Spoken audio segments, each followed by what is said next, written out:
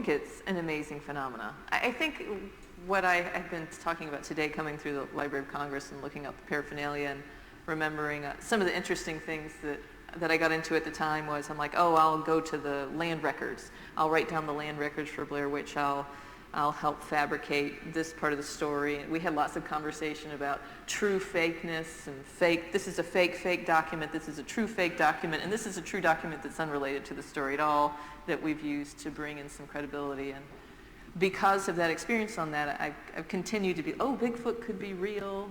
Here's a fake document. Here's a true fake, the Loch Ness Monster. And then today, when I see things like, just in the modern age, you're like, is this a true story? I need to look at the source material, because I know from my experience, I'll say, here's a piece of source material. I've linked it. It proves that the Blair Witch is real. But if you click on it and you actually read it, it doesn't really do what I've said it does. But you'll tend not to look at it. You're like, oh, for instance, Maryland Historical Society for years had people call up and say, I need this book that's The Cult of the Blair Witch. It was published in 1870. There's one copy. You have it because it says it on this website. And they're like, it doesn't exist. And they're like, so you won't show it to us?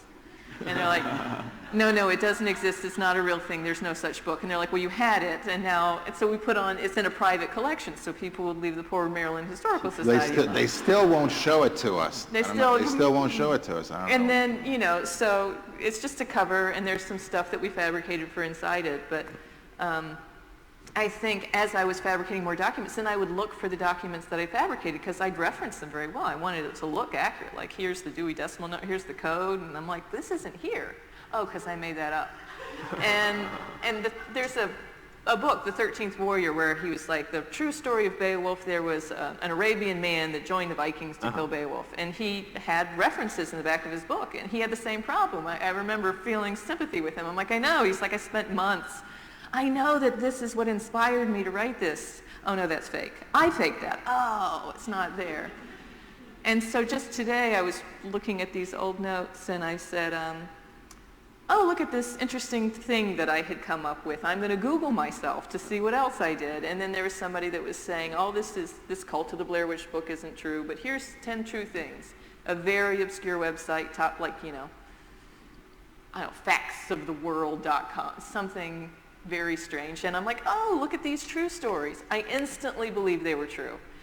This is my business. You can say anything. Somebody needs to make money selling the top 10 things. I have no idea if the first one that they said was a true Maryland witch story, but I believe it because it came from the most obscure, least referenced place ever. And I'm like, well, you said I was a lie, which I know I'm a lie, so you must be the truth teller. Which actually goes back to the question you asked about if you could do this again today.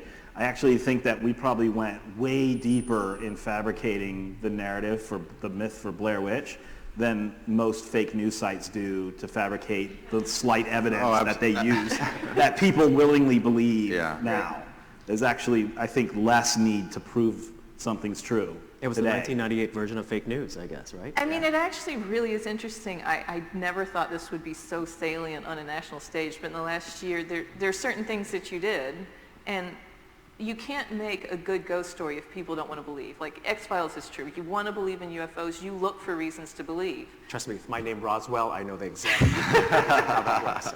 But so, you can't have this success if people don't want the success to come. So if I tried to sell you a story on caterpillars, you're not going to do the work to search out that information. You're like, I just don't care. But we want witch stories to be true. We've heard them when we were young. When you stumble across it in a certain way, the more obscure it is, the more you feel like, I finally found the real one. I thought it was out there. I know that this town is nearby. You don't investigate. We had even private investigators who were like, I've always wanted to investigate a witch story. They really did. And so they spent 3 weeks trying to figure out how they could help us find these 3 students, and finally called us up and like, I'm having a lot of problems tracking the information down. But part of it's because they wanted to believe the story was true. And so if you have a story, and it doesn't matter if it's more of a factual story or a mythological story, you're like, I want to believe my worldview is true. I want to believe this person is horrible or this person is great, and this obscure site said that this thing was true, and they're saying nobody's reporting it because you don't want to hear the truth. Yeah. The Maryland Historical Society doesn't want to show They're hiding it. They're hiding it. I mean, the thing is that when it comes to ghost stories in particular, I think it's human nature to want to believe that there are forces at play in the world that are affecting our lives that we have no control over. Or it's beyond human comprehension. Yes, and that's just a simple fact of human nature. So, and you're crafting a myth that essentially plays on that.